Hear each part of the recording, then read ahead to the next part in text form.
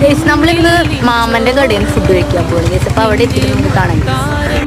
അതെ ഗൈസ്, മാമന്റെ കട ഹൈലൈറ്റ് ആക്കുന്നത് നല്ല വെള്ളച്ചോറും പിന്നെ കുറച്ച് വിഭവങ്ങളാണ്. വിഭവങ്ങൾ എന്താണെന്ന് ഞാൻ പറഞ്ഞത്. ആദ്യം എനിക്ക് ആ ഒരു ചോറ് ഇട്ടു, അതിനുശേഷം എനിക്ക് അരിനെല്ലിക്ക അച്ചാറ്, പിന്നെ ഉരുളൻകിഴങ്ങ് ഉപ്പേരി, പിന്നെ പാവയ്ക്കുപ്പേരി, പിന്നെ ഞാനെടുത്തത് മീൻചാറായിരുന്നു. അപ്പൊ സാമ്പാറാണെങ്കിൽ സാമ്പാർ, മീൻചാറാണെങ്കിൽ മീൻചാറ്. ഞാനെടുത്തത് സാമ്പാറല്ല മീൻചാറായിരുന്നു. അതിനുശേഷം ഞാൻ ഇവരുടെ സ്പെഷ്യൽ ആയിട്ടുള്ള മീൻമുട്ടയാണ് ടേസ്റ്റ് ചെയ്യുന്നത്.